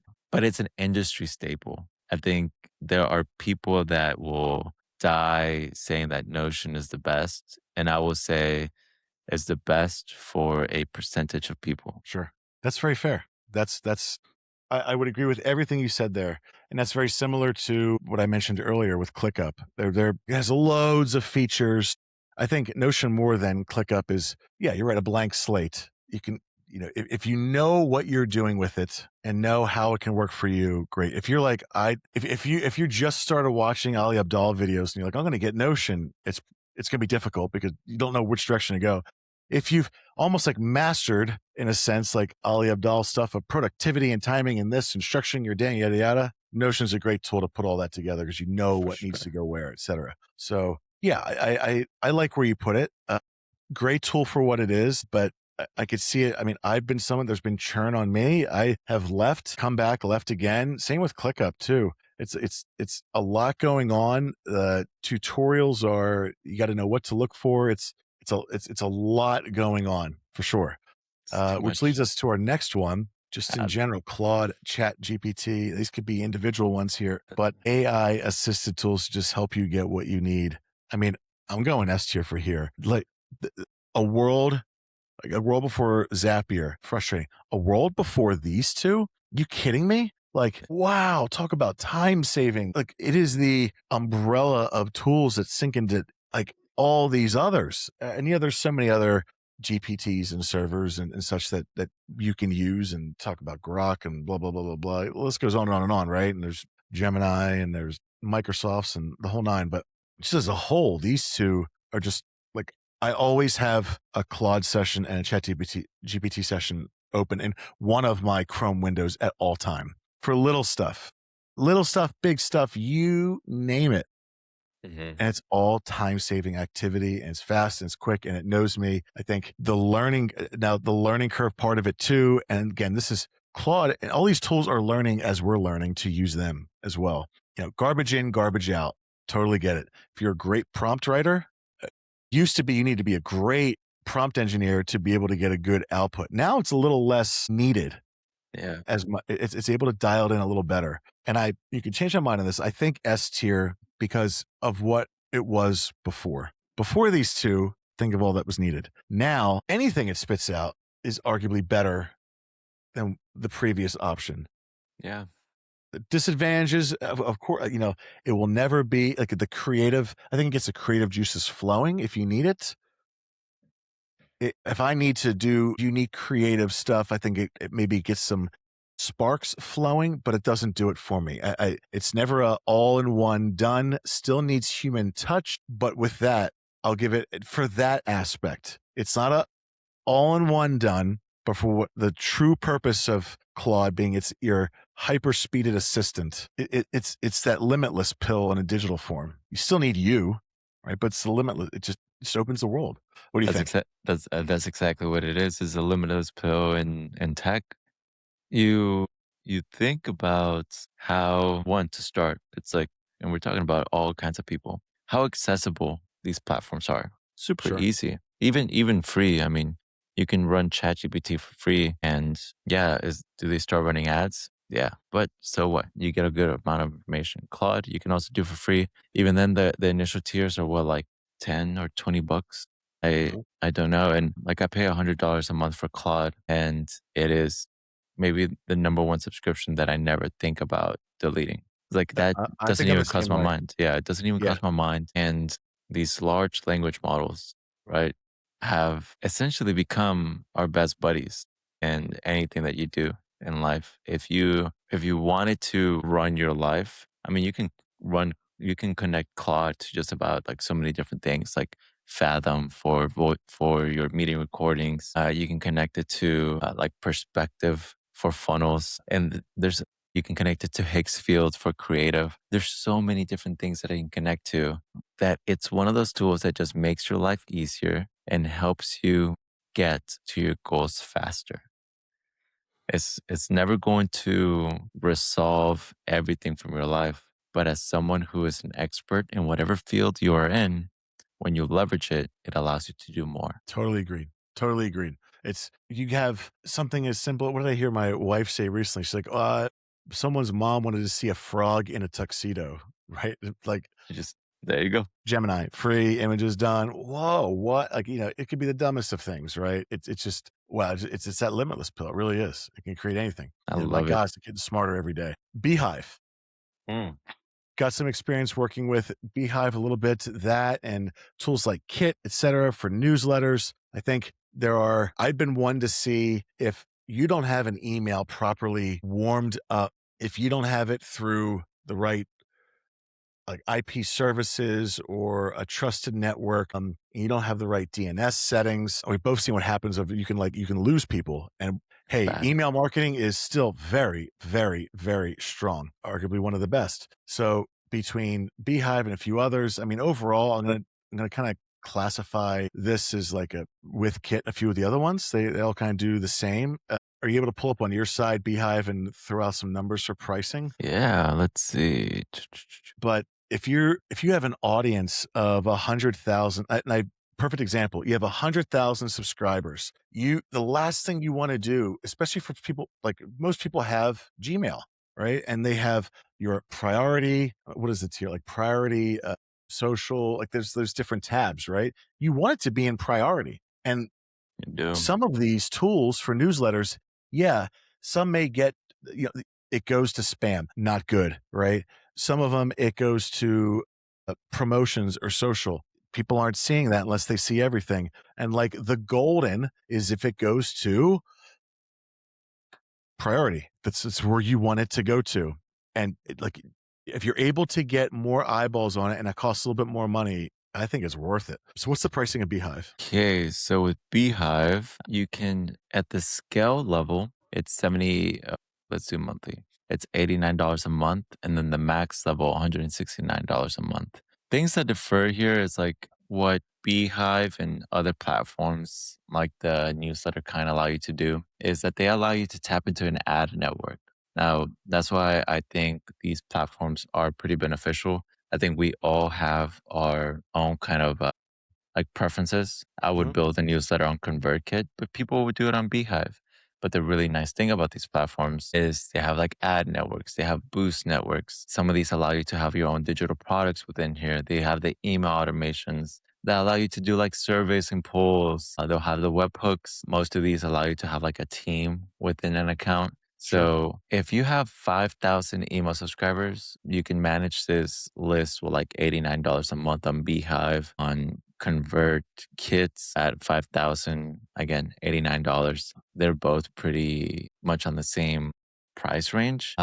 I think we were having a conversation like this last week where like owning your email list is a pretty beneficial. It's one of those things that I don't think a lot of people realize because I think we've been conditioned now to have strong social followings. But if you have someone opening your emails every Monday or every other day and reading what you have to say, that is one extra touch point that is so much easier to do than uploading a YouTube video, Sure. than editing a reel for 5 hours to Sure. hopefully get 100 views, 300 views. If you own your email list, you can become very successful. Could agree with every single thing you just said right there. So with that, I mean, we take Beehive. Where do you want to throw Beehive on, like SA or B or C? I wanna put it at A. I wanna put it Okay, at I A agree. I agree. because it's a great platform, and I think to leverage this platform, it takes a lot of work to actually build Sure. up that list. While I think, like, some of the ones that we have in S tier right now, it's almost like they don't require any work to make this a great tool. Hmm. From day one, they are already great tools. Yeah, totally agreed. Totally agreed. So if you're thinking of using Beehive or Kit or any of that, I think both of them you can't go wrong with, but definitely needed for newsletter outreach at high volume for sure. Yes. Now, these last two, let's finish it off with these Typeform. This is probably the most interesting one I want to talk about here. I think, look, Typeform has a great baseline for what a decent looking survey slash form can be. Mhm. I think they've created something good there. I think the forms and surveys and other tools like HighLevel and ClickFunnels and I mean, it's Google Forms, right, et cetera. List goes on and on. Typeform's got some really cool stuff that's valuable and integrates with other tools as well too, like your CRMs or even to send webhooks or whatever it may be. I think it does a good job at that. But I also think that again, this is where we went down rabbit holes, right? I can talk to Claude Code and say, I'm looking for a form in this type of style, having like an animated way of doing this, this, and this. I publish it. I can achieve the same thing with minimal additional efforts of the other integration tools that Typeform has. I think Mhm. Typeform's easy to use, but and I haven't been there in a minute, but I'm sure they have like an AI tool of like, what do you want to ask about? And it creates maybe a form or survey, right? I still am on the lines of like, hey, I talked about all, if I'm in a Claude chat, whatever, I've talked about all these things right here. I want to create a form that's maybe like 6, 7 questions. Can you suggest what they should be? Yep. Blah, blah, blah, blah, blah. It already knows my knowledge base. Can you use it in the same tone and have it do this? Qualify, but yep, done. 5, 10 minutes, you've got something. It doesn't have to relearn. It's already your knowledge base. So I think Typeform is great, but I'm also seeing a bunch of, I think like Typeform can be taken over by one AI generation implementation tools that some marketers are using to be like, this is the dentist form to do ABC or Yeah. whatever. But I still think it's great. And it's definitely one of the, I think, OGs in the arena, if you will. Yeah, definitely an OG, and I think, in the info space, I think Typeform was kind of like a pretty common thing, right? Like people would have like Typeform to be a part of their funnel. And as it's evolved, I think you see Typeforms all across the board, especially like in corporate settings. But I think that's kind of like what Typeform has become, like a very corporate like tool. And I think nowadays, like Joe, if the two of us, once after the click has 100,000 subscribers, and we're telling people like, submit your episode ideas here in this type form, and one of you might even be a guest. At the $79 a month tier, we can only accept 1,000 responses. $79 a month? Ugh, way overpriced. And if so, let's say that we're like, well, let's just invest a little bit more. Sure, $129 a month, we can have now 10,000 responses. But I feel like if you're thinking about businesses who are leveraging Typeform or Mhm. forms in general, it's likely because they are putting a lot of their like incoming potential leads or customers or users, they're feeding them through a form. And if you're capped at a certain number, that probably prevents you from wanting to do as much outreach to your community or your potential user base as much as possible. And I hate that. Like I hate being Yeah, limited and I hate having to pay more. That's why I struggle with credits. Anytime there's like a credit thing, I'm like I like know. I have to almost like budget for this. And I mean there's a reason people hate budgeting already. That's why we have like a financial problem in this country. In my opinion, great platform in OG, you no longer need it. I'm gonna put it in D tier. Put it in D tier. All right. Now that you've told me that pricing, I'm gonna have to agree with you. There's the most important part of lead generation with forms and stuff is what happens after you have their information. So a lot of these tools have it's like a CRM with a form intake. It already has it. There's already a process connecting. This just what happens after the form. You gotta send it somewhere else. You got to send somewhere else. Exactly. And if it's already expensive, then it's like, well, now I need, I just, and it's like, Well, am I getting that much more value over this over a Google form? Is it that much more? Is it worth it? Am I probably not. So I would agree with you. Last one here, Descript. Loads of tools out there for video editing. We could get super in depth with like actual content editors Hmm.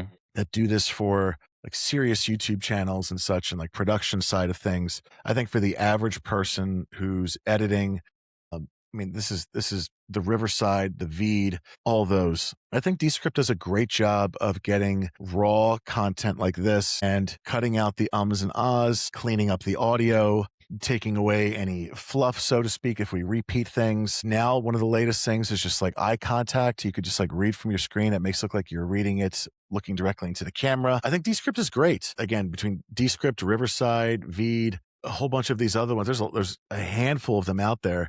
I think it's a great tool to get you editing a raw piece of long form content quickly. It does a decent job of creating reels for you, not putting any B-roll or anything, and just like a default update.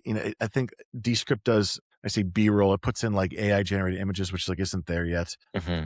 But I think for like long, quick editing of and different views back and forth, it does a decent job of doing that. It is definitely a verse. You go back to our topic. What were people doing before this? You got to watch the whole thing. Stop, cut here, cut, delete, remove, transit. Like it, all these tools do a great job of fixing that component. So is it perfect? No. You can't just dump a long form in there and expect perfection after.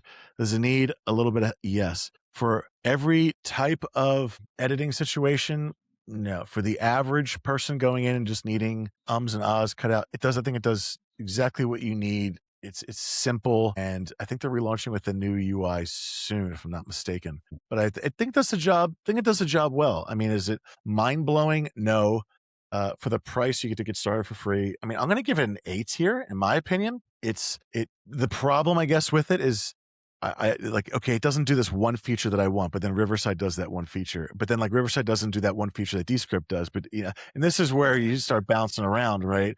So I think for what Descript is for the average person needing it, I think that's where I'm going to give it. I'm going to give it an 8 here. Do you think differently? I couldn't have said it better myself, Joe. I Okay. think it's a lot of the times with these creative tools, for example, like even like Canva. Canva for us is an S tier tool, but for the majority, it's probably like an A tier Yeah, like I'm never because canceling my Canva I'm subscription never and canceling my looking anywhere Canva. else. Like that Zapier, like I'm And that always exactly. looking. And I think whenever you're thinking about video, whether you go to Descript or Riverside, it becomes one of those subscriptions where you're like, this is almost like a no-brainer. It's doing so much of the heavy lifting that as long as you're putting good content into it, it's gonna spit something back out that's 99% of the time ready to publish. Yeah. I love these platforms that make taste makers into more efficient like business owners. And Well I think said. that's where like the S and the A tiers right now, each one of these options is doing exactly that at an very efficiently and in a very like low barrier of entry way. And I think that's Descript follows this whole line of other A tier tools. Honestly, what we need to have is affiliate links for our S and A tiers. So we can just say, this is the after the click tech stack. Use our link below and use and get a mega discount on all of these packaged together. Have you ever seen those? Like you can Yeah. get like 10 tools that all just partner together and like Yeah. they give you like a 25% discount for a year. Man, one day we need to get one of those, Joe. And they will be exactly this. There we go. There we go. Well, I think either way, we'll have at least the S and A links down below to access them. But this has been a great conversation of just like where AI tool implementations going. I mean, like when we're doing specific companies, like what would be the best for them. I thought that was great discussion back and forth of Yes. where it could go for users to take those ideas and just use your creative mind. you know, if they had this problem, can you solve it with an AI tool now that relieves it simply and without tons of fuss to get them a win? And if it's a low cost, which probably should be, to Mhm. do so and have it all automated, well, how could you go wrong? How could you go wrong? If it gets people Yeah, in the door, people will pay for it. So exactly. yeah, man. Love it. Great discussion on this right here. Looking forward to the next episode. We'll have to do our cherry picking of what type of topic we're going to do. But thank you all for listening. up to this point right now. Looking forward to seeing y'all on the next week of After the Click. Until then, keep marketing yourself right to the top, and we'll see you after the click. Bye.